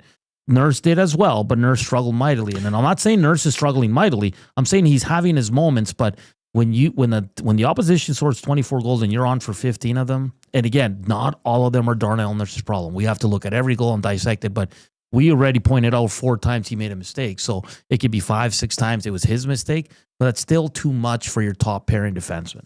Who did he play with most over the course of the regular season? He played Holy crap, I'm drawing a blank. Well, he played a lot with Kulak. Yeah, I know. But that wasn't, it was a lot with Kulak. In fairness to Darnell Nurse, he played with Emerson, he played with Stetcher, he played with Klimberg, he played almost with everyone, right? Do we know what's the reason for Stetcher? He's just a healthy scratch. Oh, is he? Yeah. Okay. It says day to day. I don't know what still. So that's why I'm saying when we look forward to this series, Darnell Nurse has got to pick it up here defensively. He's I think he's been pretty good. I think he's been better than last year's playoffs, but still you're getting scored on way too much there. And a lot of it's lazy back checks from the top six. We saw it in the first two games. The Oilers were really struggling. So for me, that's where it is. Is that a fair assessment of Nurse? I think so. He's going to have to get better. I mean, so is Kubusch. Kubusch is but it seemed like the last few games he was a lot better. Yeah, a lot more. Like he wasn't turning the puck over. No, like he wasn't gift wrapping them opportunities. And the Wallman and Klingberg duo was pretty good. Pretty good. Kulak's a stud. He's so like whenever they start talking about getting rid of him, they drives me crazy. He's so good. Yeah, and he just seems to raise his level in playoffs too. This is those guys that once they get into a playoff format, playing against the same people over and over again, God, he's good. Yeah, and listen, I know people want Stetcher. The only way Stetcher's coming in is for Emberson. You're not taking Klimberg out at this point. And Emberson is not playing a lot. I think last game he played 7 minutes, Joaquin. So he could be a guy that comes out for Stetcher, and Stetcher's probably going to be around the same time. The Oilers are going to roll 5 defensemen heavy. Yeah, that's what they did in the first round. I don't think Emberson was over 10 on most nights. He gets time early and on the PK, and then late in games he does not see the ice much. So and that's you look at the Vegas Golden Knights and they just roll. All 3 pairs are. You can play them in any situation. Yeah, against anyone. They have them here listed: Theodore and McNabb first. Then Haig and Pietrangelo, like that's even Hannafin and Whitecloud. Like it's crazy how good their back end is. Yeah, no, and that's. But saying that, they did allow a lot in the last series too. So exactly, look at Aiden Hill's save percentage. They gave up a lot of goals as well. So that's why it's fascinating. That was inside the numbers. Looking at the top pair of the Oilers and their goals against numbers, not very good against LA, but they were able to win. So they got to improve that, though. Both guys have to improve. But I look at Nurse more because Nurse is a lot steadier defensively. He's coming off a great season. He's just got to pick it up a little bit more, be more aware, and not try to do too much because that's when he gets in trouble. The afternoon inbox is presented by the River Cree Resort and Casino. Hey, May 15th, go check out Los Lobos. They will sing La Bamba. And the next day, you can switch it up and go see Bump and Grind with Drew Hill and Genuine. That's May 16th. Get your tickets now at rivercreeresort.com or at the River Cree box office. Up next, our predictions for the round 2 series. There's going to be some hot takes. All 3 of us will have our selections next here on EST Afternoons. We're back after the break, but here's our guy Koob with your sports update.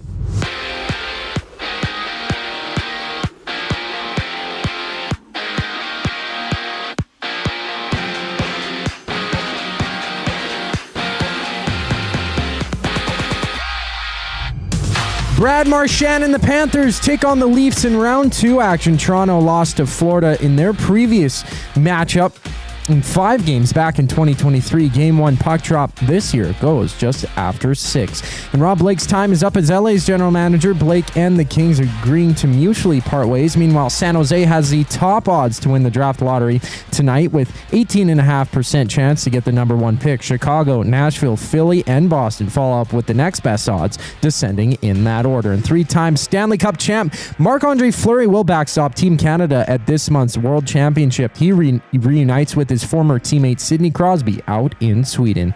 In the NBA, Denver meets OKC as the Knicks battle the Celtics to start the East and West Conference semifinal matchup. New York and Boston tip off at 5. Out East, Toronto have placed both Eric Swanson and Max Scherzer on the injured list, ruling them out until at least the end of the month. Around the league, there's 10 games on tap, having the Astros challenge the Brewers. This sports update is brought to you by Gimme Virtual Golf. Whether you're up for a casual round or a serious game, they've got membership and flex passes to fit your style. Visit Gimme Virtual Golf today and discover just how fun indoor golf can be. We preview all the round 2 matchups once we get back from break. I'm Zachary Kubusch, and you're up to date. For great performances is the River Cree Resort and Casino. My mother used to let us not lock the doors. She's like, if you're locking the doors inside of the house, it means you're doing something you shouldn't be doing. Yeah, that's why we lock the doors. Host of the Bad Friends and Whiskey Ginger podcast, don't miss Andrew Santino, Freeze Peach, live at the River Cree May 22nd. Michael, what are you doing? We have locks on the outside of the house to keep criminals from coming inside. There's no criminals inside of this house. Yes, there are, Karen. Get your tickets at rivercreeresort.com. Excitement, bet on it. And there they go to Sentinel Storage. The snowblower and winter gear goes in. They shoot, we store. Need extra space? Store your winter gear with Sentinel Storage and win extra space at home. Try 4 weeks free at sentinelstorage.ca. Proud partner of the Edmonton Oilers. Time out, Edmonton. The new Play Alberta app has arrived, and it's here to make your gambling experiences more fun, exciting, and secure. Enjoy the convenience of hundreds of casino games, betting live on your favorite sports teams, and access to lotteries all in one place, anywhere in Alberta. Enter code YEG50 to receive a $50 free bet when you make a $5 minimum deposit. That's a $50 free bet for new and existing users using code YEG50. Remember, if you gamble, use your game sense.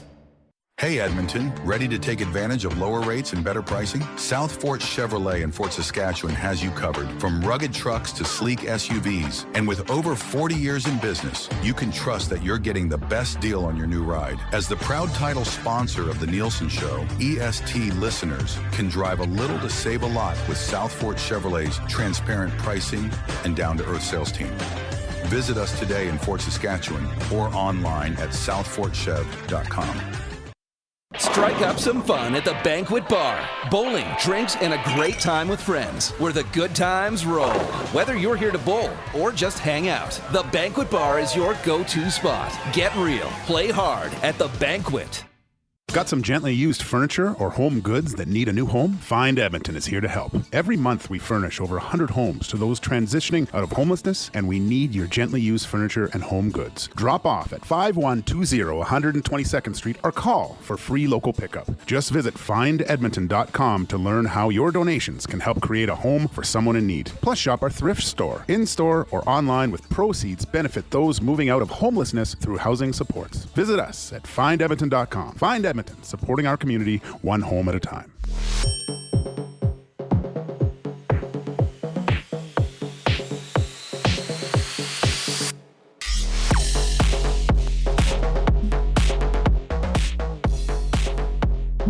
.224. Welcome back to EST Afternoons here on Edmonton Sports Talk, live from the William Huff Studios.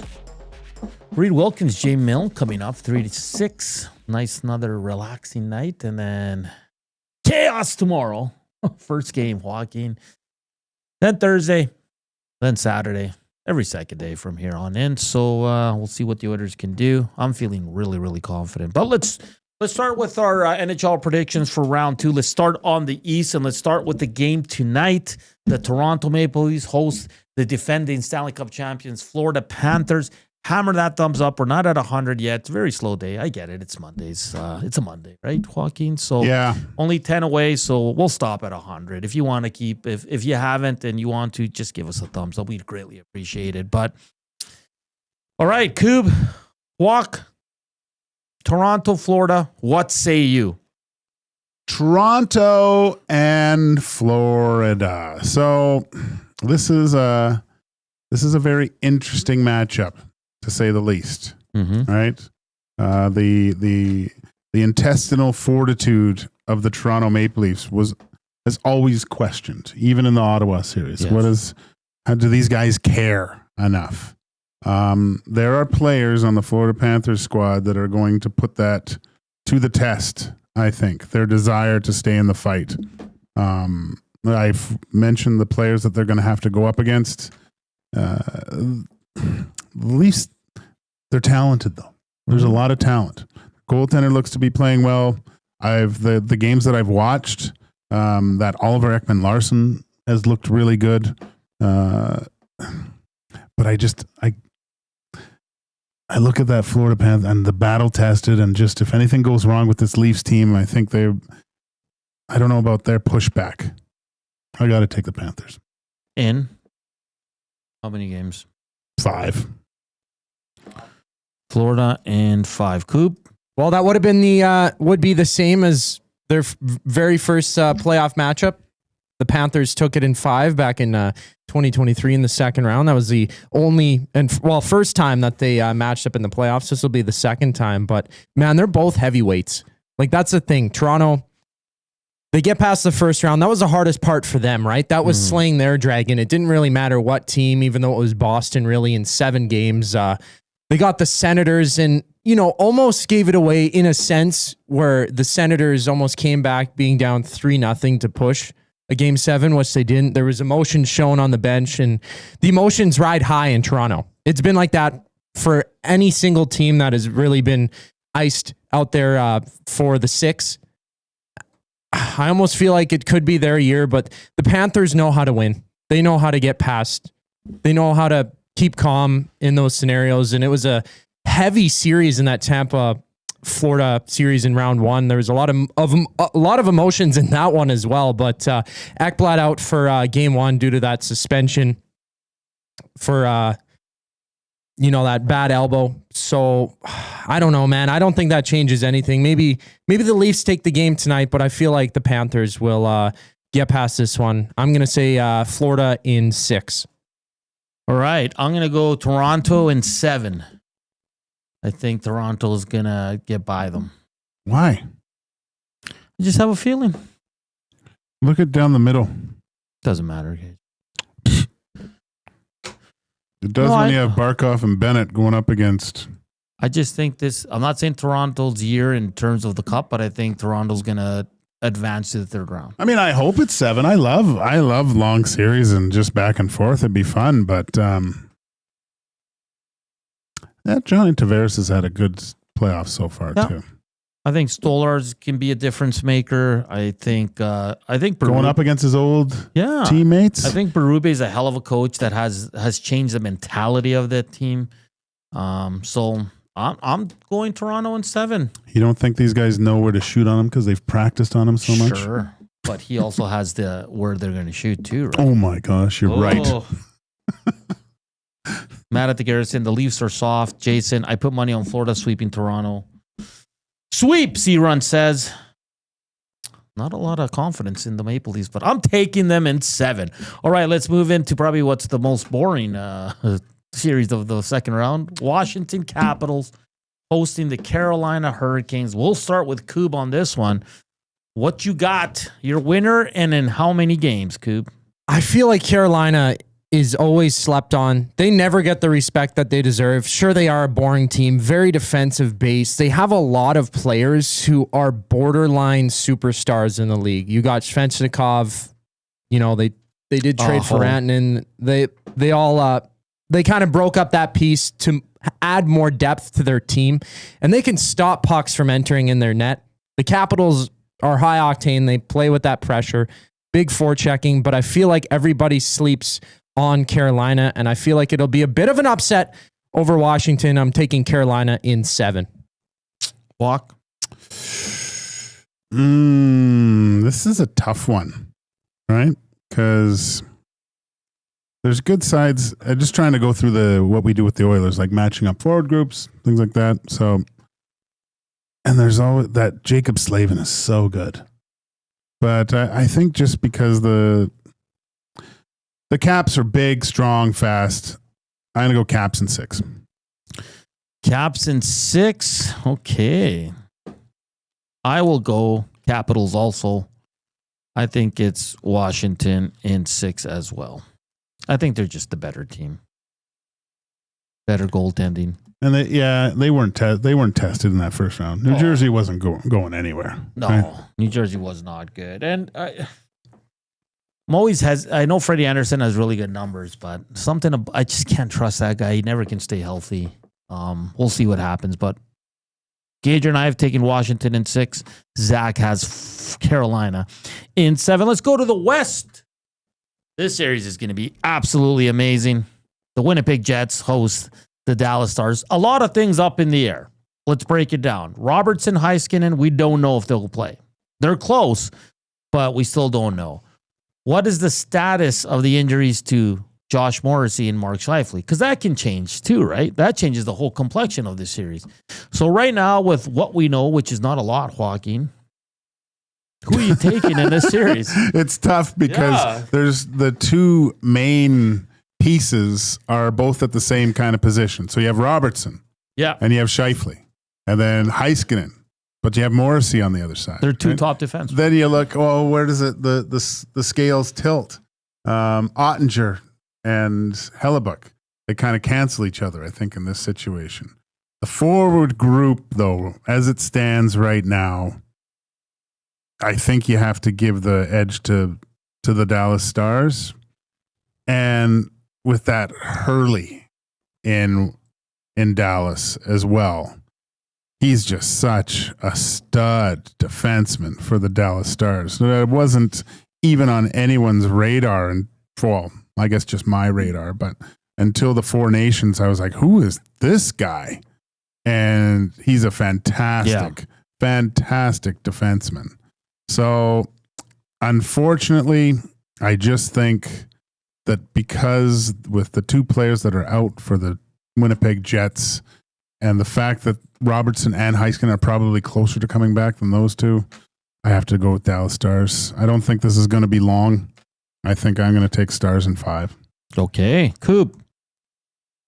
Wow, Stars in 5, hey? Jeez. Well, I don't think it'll go down that fast. You paid $40 for cards. Stop it. Yeah, that might be the second craziest thing I've heard all day. Okay, besides Dusty saying he wants to fight me because I bought $40 worth. Dusty was so worth upset. The crappy cards. Oh yeah, I got flamed. He fumed. Well, up I love sure how you were like yeah. happy to show him. Yeah, and he was like, he saw one card and he was like, "Ooh, Saku Koivu." That was worth the $40 itself. But no, man. I always thought whichever team from the Avs and Stars series would push it to the Western Conference Final. I really think that's how things are going to shake down. I feel like either of those teams would have made it to the final. I did have the Avs making it into the final, but now I got the Stars up against the Jets. I think the Stars are just really deep, and the fact that they were able to defeat Colorado without their best defenseman, one of the best defensemen in the world, and kind of rally as a team, pass them with Rantanen stepping up big time. I feel like they've got all the momentum heading into the second round matchup, so I'm going to take Dallas in 6. Okay.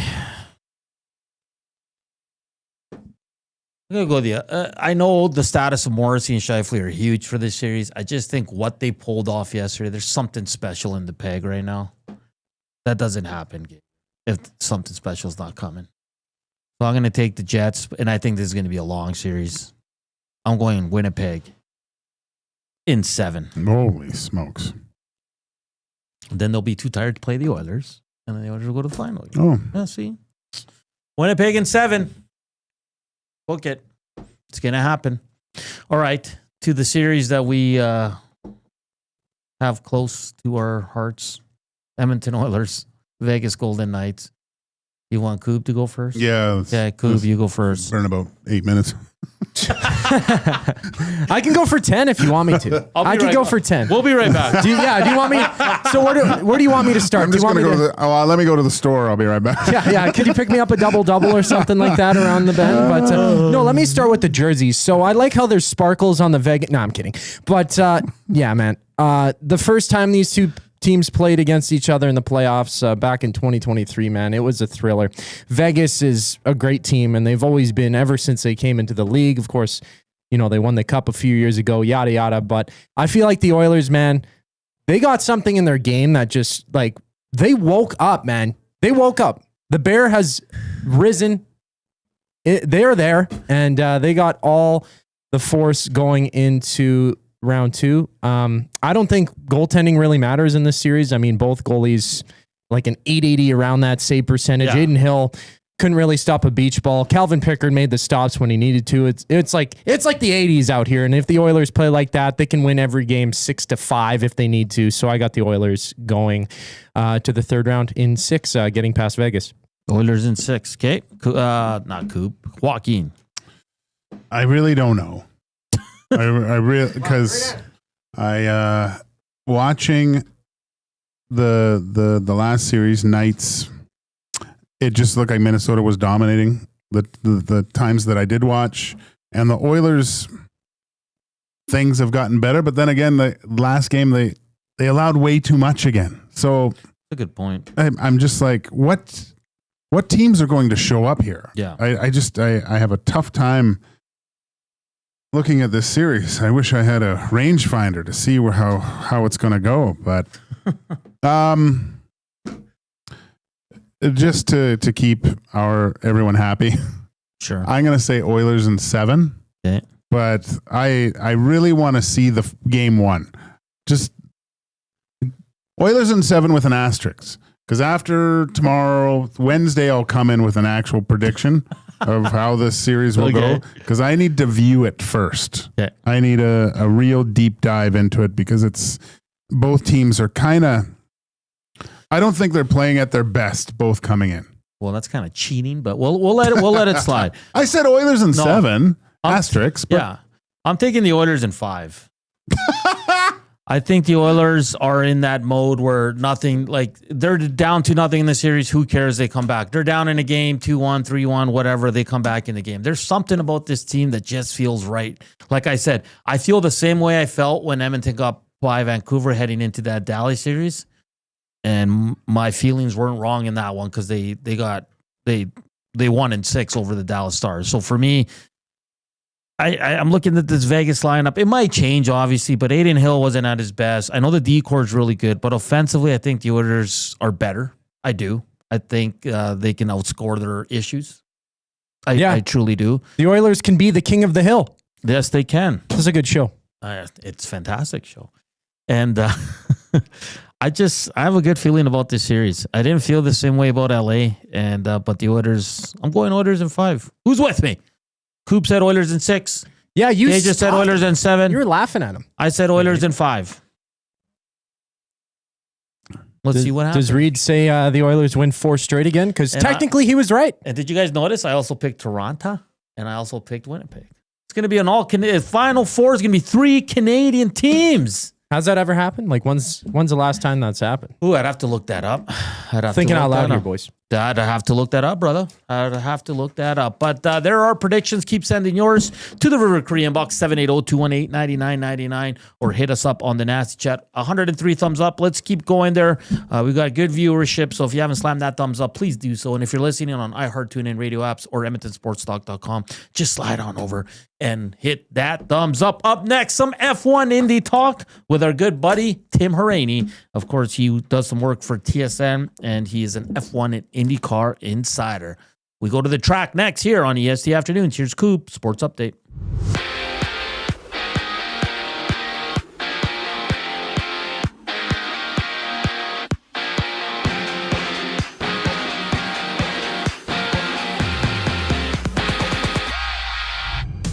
General Manager Rob Blake and the LA Kings have agreed to mutually part ways. The 55-year-old has been a part of the team's front office since 2013, becoming LA's general manager in 2017. It's round 2 rematch for the Panthers and the Leafs, seeing Florida take their last series against Toronto in 5 games back in 2023. Puck drop for Game 1 is just after 6. Elsewhere, Marc-Andre Fleury is joining Team Canada for this year's World Championships after the 40-year-old made 22 starts for the Wild this season in his final NHL year before retirement. And semifinals action tips off tonight in basketball. Denver visits OKC and the Knicks battle the Celtics, both game 1s. In baseball, Toronto's Max Scherzer and Eric Swanson have been moved to the 60-day injured list. The Jays also made another move, signing right-handed pitcher Spencer Turnbull to a 1-year deal. On tap, there's 10 games around the MLB, having the Dodgers and Marlins open up the night.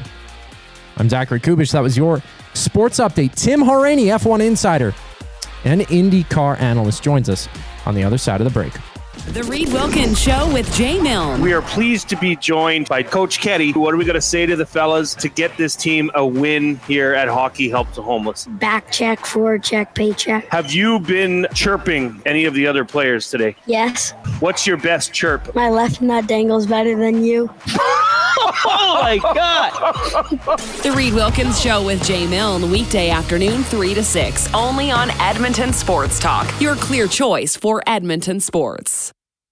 Your home for great performances is the River Cree Resort and Casino. My mother used to let us not lock the doors. She's like, if you're locking the doors inside of the house, it means you're doing something you shouldn't be doing. Yeah, that's why we lock the doors. Host of the Bad Friends and Whiskey Ginger podcast, don't miss Andrew Santino, Freeze Peach, live at the River Cree May 22nd. Michael, what are you doing? We have locks on the outside of the house to keep criminals from coming inside. There's no criminals inside of this house. Yes, there are, Karen. Get your tickets at rivercreeresort.com. Excitement, bet on it.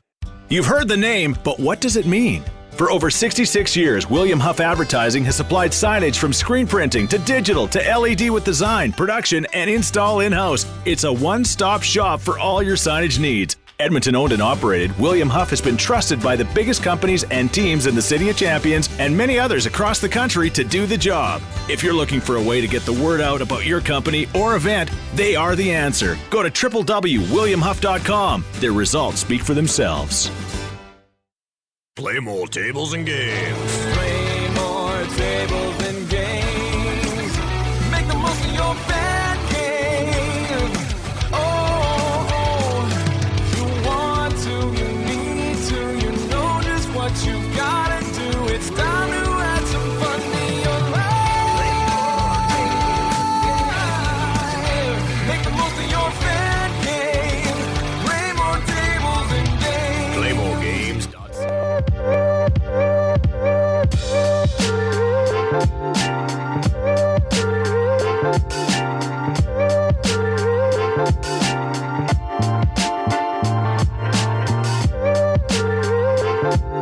It's 2:43. Welcome back to EST Afternoons here from the William Huff Studios. Fun thing, starting this week, we have a new segment once a week called the Need for Speed for RAD Torque Raceway, where you and I will talk F1, Indy, and we're always going to try to line up a guest.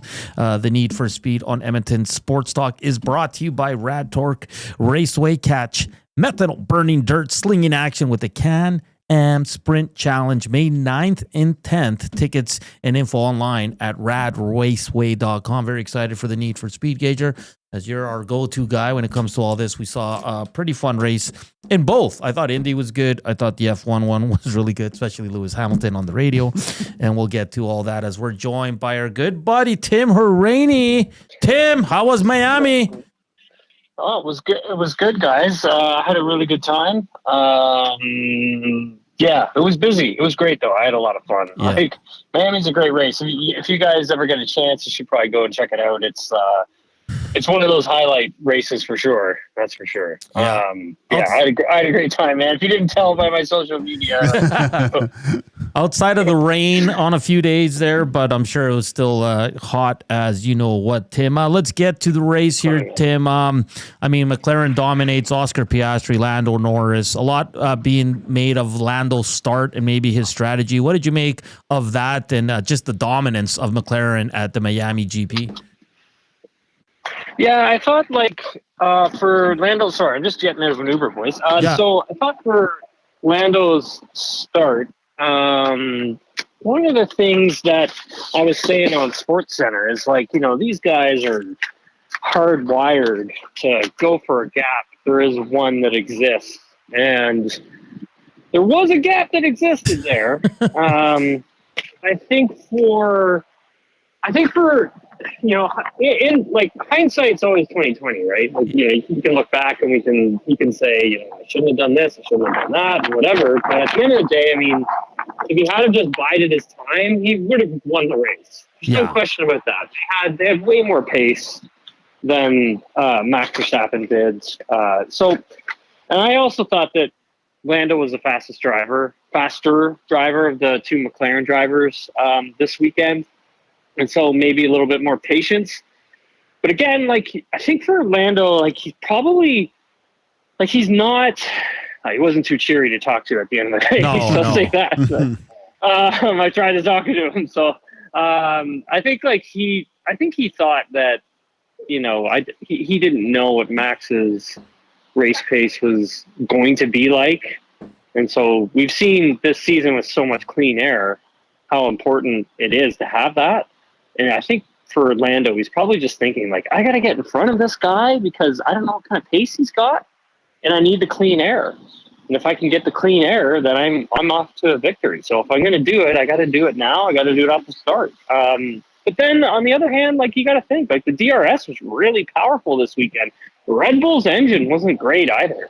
Like, they were losing a lot of time on the main straightaway, or on the back straightaway, just simply because Red Bull's engine was down on power. It's just old. It's getting old, and they needed to replace it. Where the Mercedes, they had fresh power units. So yeah, it's a tough one, right? I mean, because when you're put in that spot as an athlete, as a competitor, I mean, we want them to go for that gap, and as an athlete, you have to.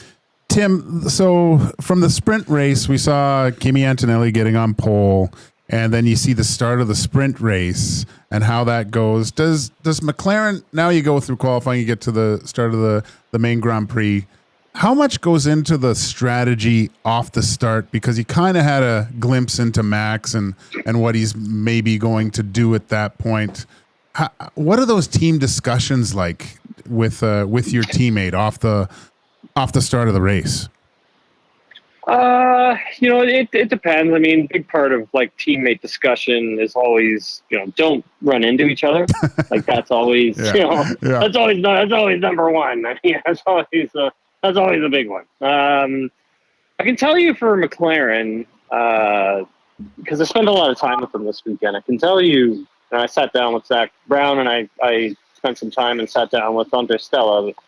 And I can tell you one of the main things for them is that they don't want to have a silly accident. They don't mind hard racing, but don't crash. Don't crash into anybody. Don't crash into each other. Even if you have to send a message, just don't do it. Because I think, obviously for them, they're looking at trying to clinch that constructor's standings. But the other part of it, guys, is that like F1 is so close now that if you're not the fastest team, not the fastest driver out there, if you just hang around, you can pick up some really great results. Tim, on the other hand, Ferrari, not the best, race for them. A very frustrated Lewis Hamilton on the radio. Everybody's putting out what he was saying with his race engineer. What did you make of the whole situation? The time they took to make the decision to let Lewis pass Leclerc there. What do you make of Ferrari and Lewis Hamilton on the radio? Yeah, I think that should have been a move that should have been done way sooner. I mean, even I was talking to Lewis like after the race, and he was just telling me if they had let me by sooner, he's like, I could have closed the gap to Kimi, and then he said, closing the gap to Kimi is one thing. He said then trying to overtake him would have been another thing. So he didn't really say like, hey, I could have overtaken Kimi Antonelli, but I think he probably could have. I think he had more pace because of the tire offset. And I think when you're having to go back and forth on the team radio and the team strategy like that, I think for Ferrari fans, it's like a little, PTSD inducing to a point. So it's like, come on, guys. Like, like that, Fred Vasseur, when he came in, he sort of settled down the strategy department, and they had been making some really good calls over the last few years, but yeah, guys, I don't think it was a good call on the weekend there on Sunday. I even asked Leclerc like if he thought they should have swapped them back sooner. Like Leclerc had gained on Hamilton, and Charles just, he didn't want to throw the team under the bus, and he didn't really want to put it out into the media, and he just basically said that to me. But you could kind of tell that both drivers were annoyed, but they weren't saying it. Yeah, essentially. So now moving forward with Ferrari, I know we talked about this before, Tim, just kind of that cutoff point when when do you stop trying to progress this year's car and next year's car? Does it really depend on, these next few races? Like, I'm looking kind of end of May, start of June, where it's in Spain there, where if they don't look like they're going to challenge or they're close in the constructors, do they just kind of, okay, we're fine with where we are here and just finish the year and put everything into next year's car? Now, is that for every team you mean? Just Ferrari in general, yeah. So they have a big update coming for Imola. Okay. It's going to be pretty large from what I've learned. If that doesn't work, I still think they have a few more kicks at the can before they completely pull the plug on the whole update situation for this season. Only because they've spent so much money with Lewis, getting him there. They spent a lot on the marketing, right? Like promoting it. And then also on the other side of that, I mean, it's not like they're a million miles off, right, guys? Like, it's not like we're talking 2014, 2015, and Mercedes is lapping the entire field and everybody's behind by 4 seconds on pace. Like, we're talking tenths. So the thing is that if they can figure out how they can get a little more downforce on the car and try and find a way of stopping the tire from overheating so much, then I think they're in the ballpark. Like, I really do. I mean, I think both drivers know what they're doing. Like, Leclerc has had to adapt a bit of a different driving style so he can coax more performance out of the car. And I think for Leclerc, like, he is like on pace. Like, that's as fast as that car is going to go right now. I think when you talk about shutting off development of the car, it's a tricky one because you have to remember, like, for a team like Ferrari, it's massive, right? They have a couple thousand people working for them, and they're able to sort of split the strategy on what the development is. So they can split the strategy on, like, okay, we have one group that's working on 2025, we have another group that's working on 2026, and when we decide to shut down 2025, the 2025 people are going to move on to start developing 2027. And so you're always sort of moving those goalposts as fast as you can. Now, if you're a team like Haas and Williams, I mean, those are, Williams is probably getting close to shutting everything down and just focusing completely on 2026. Like, they already have people working on it, but I think they're going to start putting more resources towards that in the next over the next 2 months. And same thing with Haas. I could see the same thing happening with them as well. Like, by the time we get to July, I could see those teams like completely shutting off the tap and start looking at something else. Now, is every team shut off development? No, that'd be really silly. Like, I had heard someone had mentioned something on a broadcast about that, and that's really silly. Why would you do that? There's so much money that is up for grabs that will help, like, pay for so many different things, like developing next year's car. So yeah, it doesn't make sense, guys, to just shut development off right now for some teams. Yeah, it was a big talking point on the F1 broadcast post-race with the panel there. Tim, last one for you. So we got to go here. F1 IndyCar insider Tim Hauraney. A question from one of our listeners. I don't know if you were able to watch the IndyCar, but Alex Palou, again, I mean, they were calling him Mr. Perfect yesterday. Another excellent race for him. But our listener asks, is there any ties to an F1 team for him in the future? I haven't heard anything of that nature at this moment. There hasn't been any rumblings. He's been driving incredible talent, obviously. But at this moment, I haven't heard much. Now, could it happen? I mean, for sure, possible. He's really good.